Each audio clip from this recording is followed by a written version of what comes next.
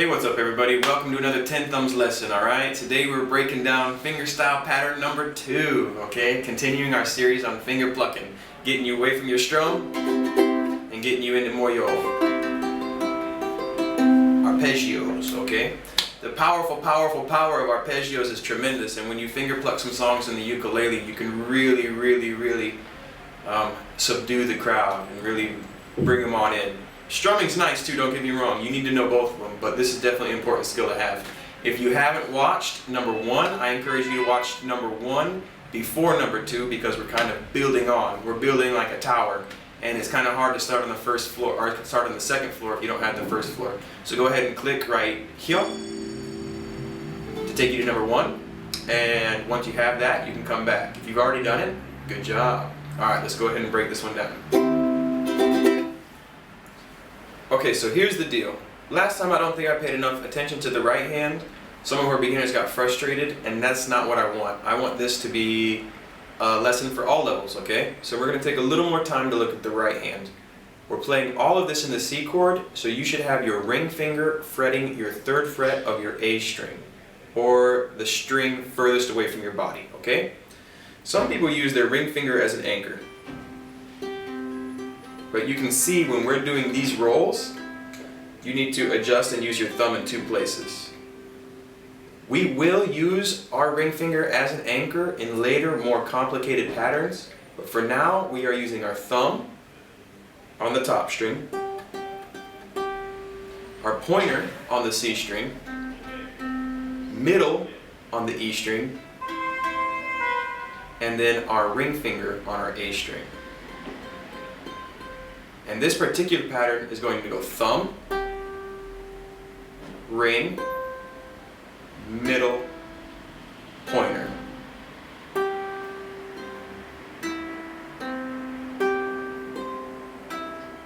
So you should practice that.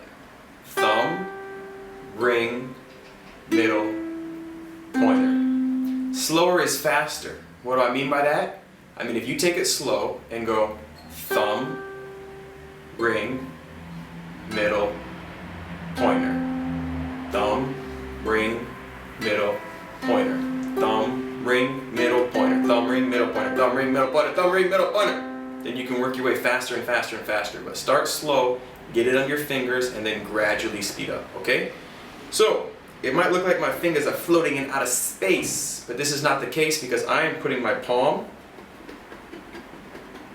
right here on the bridge, okay, and I'm using my palm as my anchor. So my hand is not moving. I have my hand stationary because I put this palm right here on the bridge, okay? Alright, so that's your right hand. Let's go ahead and zoom out and let's look at the whole progression. Yeehaw! Okay, so the chords we're going to be using for this first part are C major, A minor, F major, and G7, okay? I find, at least for me, when I'm learning this pattern, if I learn the more complicated patterns and I always use the same chords, it really gives me a good foundation. So I suggest practicing all of these patterns with these 4 chords before you apply them to the other songs that you know, okay? Now, you're going to see that this pattern is not very different than the last one that we learned, alright? These subtle variations make subtle patterns, but in the context of a song, a subtle variation can really grab the ear and grab onto something new, okay? So it can be very powerful.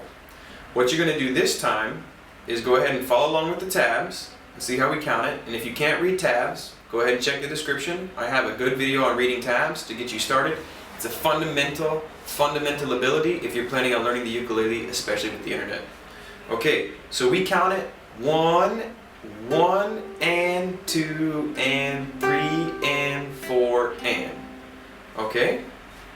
1, and 2, and 3, and 4, and. But you can see we're starting again. We're starting at the top string, then moving to the bottom string, then moving to the middle string, well, then moving to the E string, and then moving to the C string, okay? So it goes 1, and 2, and 3, and 4, and. The last pattern that last week we did had no jumps, and it was ascending, alright? So it went up the notes. This one is descending. It starts high and goes low. Now with the reentrant string, that's not entirely true, but at least in the context, the general idea is more or less true, okay? Because of this reentrant string, we get some really, really cool sounds on the ukulele that we don't really get on any other instrument. So remember, this is a blessing, it's not a curse, okay? Alright, so let's go ahead and I'm going to play through each chord, four beats, or one measure, and switch the chords.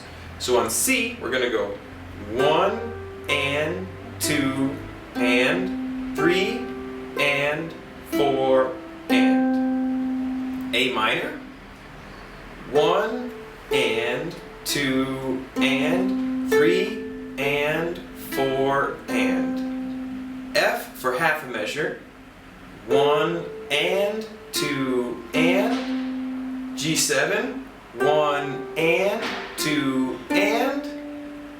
C major, 1 and 2 and 3 and 4 and. Alright, now actually I counted that wrong because on your F it should go 1 and 2 and. In your G, you should count it as 3 and 4 and, because it's the second half of the measure. Okay? So let's play through the whole thing together. I'm going to have the tabs on there if you get a little lost, but I'm not going to count it. You want to try to keep this nice and steady, okay? Ready? So we're going to go 1, 2, 3, 4.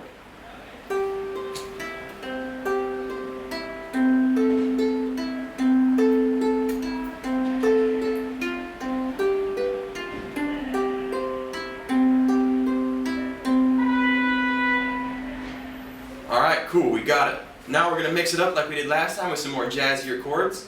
I'm going to play C major 7, A minor 7, F, G7. Same idea, okay, ready? Here we go. Okay, ready? Here we go.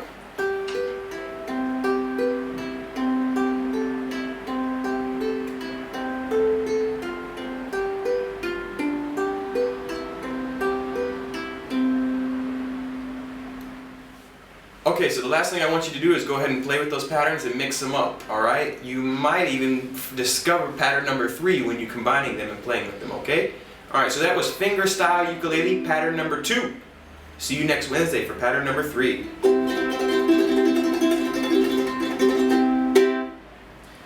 Finger pattern number 2. Now you have it under your fingers, okay? What I encourage you to do next is mix and match. Maybe do one pattern on 1, 1 on 2, 1 on 1, 1 on 2, 1 on 1, 1 on 2. And you're going to really start to bring out some flavors and some songs that you didn't know that you had. Some really cool stuff, okay? Stay tuned. Next week, next Wednesday, we're breaking down pattern number 3, alright? And depending on when you watch this, we already have 3, 4, and 5 done. So go ahead and look in the description and check the links below to see if we're already there, okay? And if not, go ahead and practice this for the next week, and I'll see you in 1 week, alright? Take care. Have a lovely day.